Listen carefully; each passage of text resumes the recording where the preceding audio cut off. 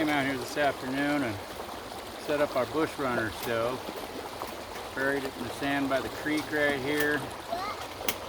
Made ourselves some egg drop soup, my daughter's favorite soup. I decided to give her a little treat, let her play in the river here today while I built a tiny little Dakota Fire Hole in the sand right here in front of us. Started a little fire. The fire I built the top-down fire because I find that's just the easiest way to work with this kind of a stove when it's below ground. You can just stuff a bunch of sticks right down in there, build your fire right on top, and you know your airflow is going to be perfect to get that flame going at the top. And as it burns, those coals fall down and ignite the rest of the stuff. It is a real quick way of getting a good bed of coals in one of these little stoves, and it produces a super hot heat.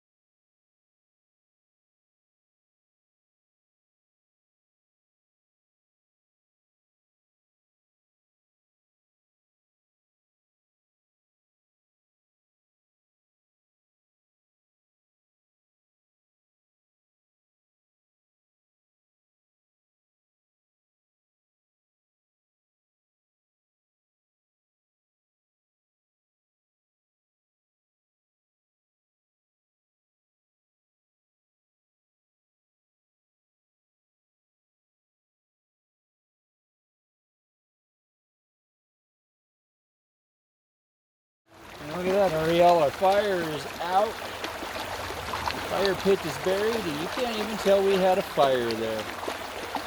Pretty cool, huh? Once I was done, I immediately went back out and I got a couple more willows. I chopped them up to make a couple little hooks, stuck them down in there, lifted this stove out of the ground, and the fire was done.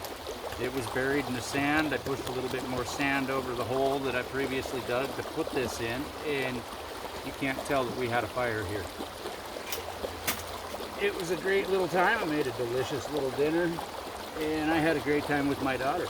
So we're going to disassemble this stove.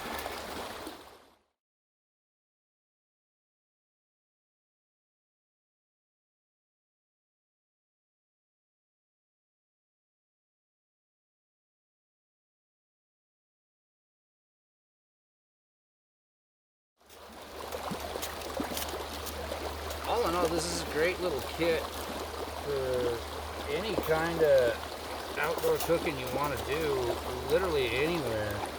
The Bush Runner Assembly, the miniature Dakota fire pit, is so extremely useful. Even its primitive version is an extremely useful fire lay to know. If you know how to dig it, you know, just two pits side by side and you connect them together, you've got a super efficient fire. The flame can be concealed so you can't see it from a distance. If you build it right and you're using dry wood, it's going to be a nearly smoke-free fire. The Dakota fire pit, the fire lay itself is so useful to know. As long as you can build two pits and connect them together, you've got a great concealable fire that is nearly smoke-free. It uses very little firewood to cook a meal with. It's easy to build, really. It can be difficult. And some of the big drawbacks of the Dakota fire pit are that You know, in rocky soil, it's nearly impossible to dig a tunnel. You're probably going to be lucky to be able to get two pits together that don't have huge rocks in them that's going to deform the pit. So, you know, when it comes to rocky soil, you can't build the traditional fire pit. Sandy soil like we got here, impossible. You can't dig a tunnel in this, you know, so you're not going to have a Dakota Fire pit on the beach, you know, in sunny South California. With StealthFyre, now you can. You know, all you got to do is dig a trench, set this down in there, and bury it. It's as easy as that. You got a Dakota Fire pit, you're going to be conserving your firewood, you're not going to be putting out any smoke, you can conceal your flame, so you're going to be able to enjoy the privacy that you're seeking when you're out in the woods.